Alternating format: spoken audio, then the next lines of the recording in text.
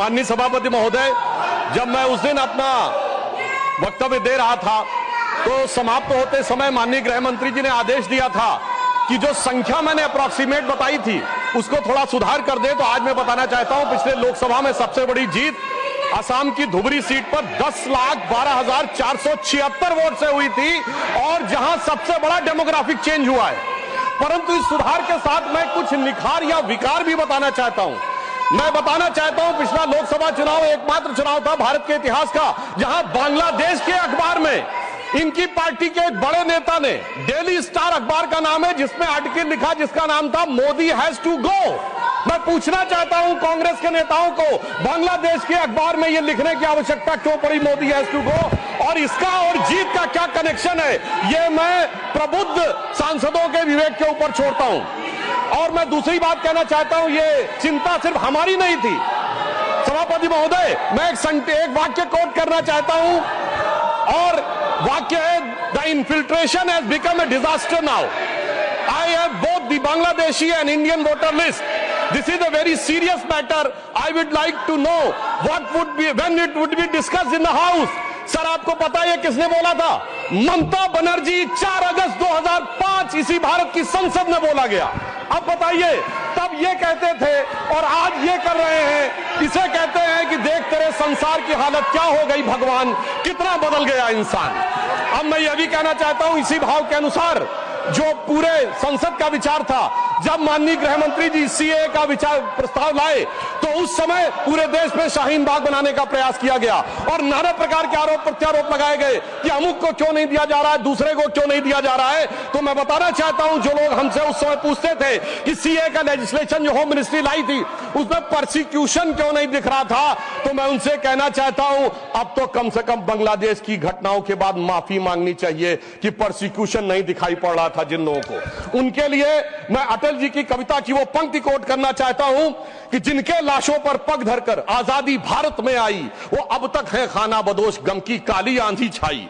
हिंदू के नाते उनका दुख कहने में तुम्हें लाज है आती, तो सीमा के उस पार चलो सभ्यता जहां कुचली जाती। मगर अफसोस की बात यह है सभापति जी, जब ये सीमा के पार जाते हैं तो क्राइम अगेंस्ट ह्यूमैनिटी शब्द गाजा के लिए लिखते हैं अपने ट्वीट में, बांग्लादेश के लिए नहीं लिखते हैं। उससे भी साफ समझ में आ जाता है कि सीमा के पार इनकी दृष्टि कहां और किस रूप में आती है। अब मैं यह भी बताना चाहता हूं, जो हमारे साथी ने कहा कि गृह मंत्रालय हस्तक्षेप कर रहा है किसी राज्य में, परंतु मैं बताना चाहता हूं गृह मंत्रालय ने हस्तक्षेप नहीं किया, राज्यों ने हस्तक्षेप किया है। गृह मंत्रालय में नागरिकता को लेकर कानून बनाना केवल केंद्र सरकार का अधिकार है और संबंधित मिनिस्ट्री है गृह मंत्रालय। और जब नागरिकता को लेकर सीए कानून बना तो एक नहीं अनेक राज्य विधानसभाओं ने उसके विरुद्ध प्रस्ताव पारित किया। तो अपने फैक्ट को चेक कर लें, यह गृह मंत्रालय में राज्यों का हस्तक्षेप था, विपक्षी राज्यों का, और इसी के साथ साथ संविधान के लिए भी बहुत बड़े खतरे की बात थी, क्योंकि केंद्र से पारित कानून के विरुद्ध कोई राज्य सरकार नहीं बोल सकती। हाँ, रही बात इसको जो इनके दिल में दर्द है कि एजेंसीज के कारण बहुत से नेता जेल में जा रहे हैं, तो मैं याद दिलाना चाहता हूं सभापति महोदय, जो हमारी सरकार पर आरोप लगाते हैं, तो जब सोनिया जी और राहुल जी पे केस दर्ज हुआ था, अक्टूबर 2013 था, दिल्ली हाईकोर्ट के द्वारा हमारी सरकार नहीं थी। कनिमोझी राजा जी जेल गए थे 2011 में, हमारी सरकार नहीं थी। सुरेश कालमाड़ी जेल गए 2010 में, हमारी सरकार नहीं थी। शिबू सोरेन जेल गए 2006 में, हमारी सरकार नहीं थी। मधु कौड़ा जेल गए 2008 में, हमारी सरकार नहीं थी। मुलायम सिंह मायावती जी पे केस हुए 2004 में, हमारी सरकार नहीं थी। करुणानिधि जी जेल गए 2000 में, लालू यादव जी जेल गए 1997 में, झारखंड मुक्त मोर्चा रिश्वत काट 1994 में, और सर राजीव गांधी जी पे आरोप 87 में और एफआईआर 1990 में। मेरे भाई, हम लोग पढ़ाई की एज से प्रौढ़ावस्था में आ गए, आप लोगों को अंदर बाहर कोर्ट कचहरी का चक्कर काटते देखते हुए, और फिर 2014 के बाद की पर्ची हमारे नाम की फाड़ रहे। मुझे लगता है ये बिल्कुल तथ्यों के विपरीत है। ईमानदारी से उनको आत्मावलोकन करने का प्रयास करना चाहिए, बजाय कि आरोप लगाने के ऊपर। हाँ, एक बात मैं जरूर कहना चाहता हूं, गृह मंत्रालय ने एक बहुत बड़ा काम इस कार्यकाल में जानते क्या किया? इस देश को वास्तविक रूप में सेकुलर बना दिया, समग्र रूप से सेकुलर बना दिया। सर वो क्या था? 1976 में जब कॉन्स्टिट्यूशन अमेंडमेंट करके सेकुलर वर्ड जोड़ा गया कॉन्स्टिट्यूशन में, तो कश्मीर की विधानसभा ने उसे एक्सेप्ट नहीं किया था। इसलिए इस देश में एक ही राज्य था जो संवैधानिक दृष्टि से सेकुलर नहीं था। सर 5 अगस्त 2019 को जब धारा 370 हटी तो यह वास्तविक अर्थों में पूरा देश सेकुलर हो गया। इसके लिए मुझे लगता है गृह मंत्रालय को बधाई दी जानी चाहिए। और एक और मैं बात कहना चाहता हूं सर, अभी विश्व का सबसे बड़ा आयोजन कुंभ मेला हुआ, इसके लिए उत्तर प्रदेश की सरकार की तो प्रशंसा की जा सकती है, इसमें कोई दो राय नहीं है, परंतु यह भी सत्य है सर, इतना बड़ा आयोजन हुआ और किसी प्रकार की कोई अप्रिय घटना, एक दुर्घटनावश होने वाली उस भगदड़ के अलावा क्या कोई गोली चली, कोई पटाखा फूटा, कोई सुरक्षा को लेकर अटैक हुआ? यदि यह नहीं हुआ तो मैं मानता हूं इसके लिए सुरक्षा एजेंसियों की सतर्कता और उसके लिए गृह मंत्रालय की जो सजगता थी वो भी बधाई का पात्र है। और वैसे मैं एक शब्द और कहना चाहूंगा सर, जो कुछ कुंभ मेले में दिखाई पड़ा था उसको कम से कम मैं निगेटिव बात न कह के एक पॉजिटिव बात कहना चाहूंगा। अनेक विदेश से लोग आए, 66 करोड़ लोग आए, लाखों लोग विदेश से आए, 73 देशों के राजनयिक आए, 100 से अधिक लोग आए और वो आकर यहां देखकर क्या चौंक जाते थे सभापति महोदय। कोई कहता था दुनिया में सब कुछ पैसे के लिए होता है, मार्क्स, तो कोई कहता था सब फिजिकल प्लेजर के लिए होता है, फ्रायड, तो कोई कहता था नेम एंड फेम के लिए होता है। परंतु जब हमारे यहां नागा सन्यासियों को देखते थे तो पश्चिम के लोग आके जानते कि वो चौंक जाते थे। उसे एक पंक्ति में कहूं कि वो सुख खोजे भौतिकता में, मदिरा में मांस की बोटी में, ये भस्म रमाए अपने तन पर खुश हैं सिर्फ लंगोटी में। और सभापति महोदय, मार्क्स भी फेल, मैक्स वेबर भी फेल, फ्रायड भी फेल, कम से कम ये प्रेरणा देनी चाहिए भारतीय संस्कृति के बारे में। और परंतु मैं क्या कहूं, दुनिया की सबसे बड़ी कंपनी स्टीव जॉब्स के एप्पल के, मतलब सबसे एडवांस कंपनियों में से एक, उनकी पत्नी लॉरेन पावेल भी आई और नाम भी उन्होंने कमला देवी रखा, परंतु कुछ लोगों को उसके बाद भी उसमें स्नान करने में समस्या नजर आई। तो मैं ईमानदारी से और विनम्रता से कहना चाहता हूं, सभी धर्मों की भावना का सम्मान होना चाहिए। गंगा जल का सिर्फ सम्मान हमारे धर्म में नहीं है, काबा में भी एक आबे जमजम है और वहां के जल को भी वैसे ही पवित्र माना जाता है और माना जाता है कि उससे पाप कटते हैं। जब आप वेटिकन जाते हैं तो पोप भी आपके ऊपर जल छिड़कते हैं और कहते हैं this removes you from all the sin. मैं चुनौती से कहता हूं, इनमें से कोई किसी के बारे में बोल सकता है?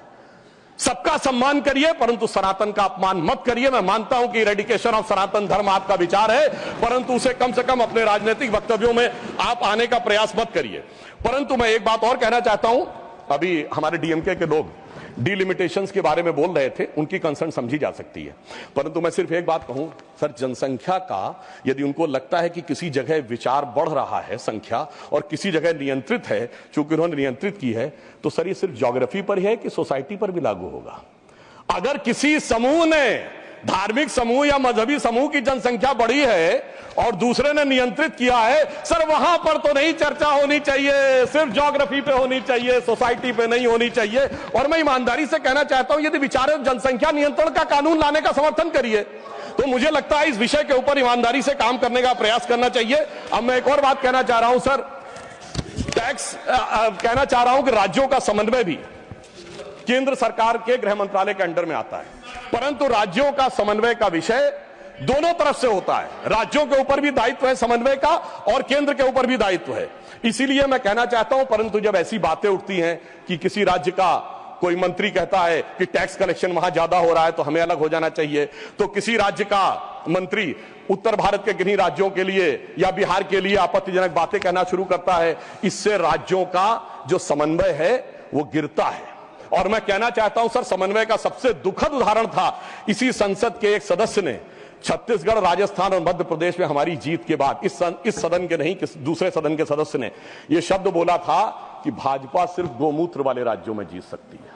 तो मैं उनको बताना चाहता हूं सर, जिनके की दिमाग में मैकाले और मार्क्स का वायरस भरा है, तो उन्हें बताना चाहता हूं कि गोमूत्र का anti bacterial, anti fungal, anti cancer के लिए मेडिसिनल पेटेंट है और पेटेंट का नंबर है 64100059। तो मैं कहना चाहता हूं, कृपया जाके अपने मन से मैकाले और मार्क्स का मैल साफ करिए, तो राज्यों में समन्वय बहुत बेहतर ढंग से दिखाई पड़ेगा। और मैं अंत में सभापति महोदय, सिर्फ मैंने जहां से बात प्रारंभ किया था वहां पे बात को समाप्त करता हूं। एक उदाहरण देना चाहता हूं, एक फिल्म आई थी एक दौर में जिसका नाम था वेडनेसडे, जिसमें नसीरुद्दीन शाह जी ने एक आम आदमी का रोल किया था और उसमें एक सर डायलॉग था जिसमें वो कहते हैं कि जब व्यक्ति घर से निकलता है तो हर 1-2 घंटे के बाद उसकी पत्नी पूछती है ऑफिस पहुंच गए कि नहीं, चाय पी ली कि नहीं, खाना खा लिया कि नहीं, वापस आ रहे हो कि नहीं। तो उन्होंने कहा वो इसलिए नहीं पूछती कि वो जानना चाहती है चाय पिया कि नहीं, खाना खाया कि नहीं। वो दौर था जिसमें वो कह रहा है कि वो इसलिए पूछ रही कि वो जानना चाहती तुम जिंदा हो कि नहीं। क्योंकि वो दौर था इनकी सरकार का जिस जमाने में घर से आदमी निकलता था, उसने कहा लगता है जंग पे निकल रहा है, तो ऐसा प्रतीत होता था कि मानो वो कह रहा हो कि उजाले अपनी यादों के हमारे संग रहने दो, न जाने किस गली में जिंदगी की शाम हो जाए। मगर उस शाम के बाद जो सुबह हुई है हमारी सरकार आने के बाद, और जो गृह मंत्रालय ने किया है, वो पूरे देश को दिखाई पड़ता है। तो मैं अंत में सर सिर्फ ये कहना चाहूंगा, मैं ये मानता हूं कि हमारे गृह मंत्रालय ने जो काम किया है वो संवेदना, संकल्प, समन्वय और सुदृढ़ता के साथ किया है। मणिपुर जैसे विषयों के लिए पूरी संवेदना से काम किया है, कश्मीर जैसे विषयों के लिए संकल्प के साथ काम किया है, राज्यों के साथ समन्वय के लिए समन्वय की भावना से काम किया है, और आंतरिक सुरक्षा के लिए पूरी सुदृढ़ता के साथ काम किया है। और जब कठोर निर्णय लेने होते हैं और देश की सुरक्षा को लेकर कुछ कठोरता करनी होती तो कुछ लोगों को थोड़ा कष्ट जरूर हुआ होगा। उनके प्रति संवेदना व्यक्त करते हुए मैं कहना चाहूंगा, मगर उनको कहने का हक नहीं है जिनके जमाने में तबाही का मंजर दिखा था।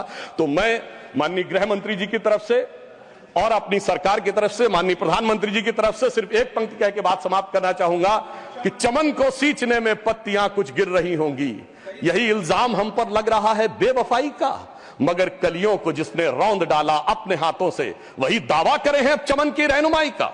धन्यवाद।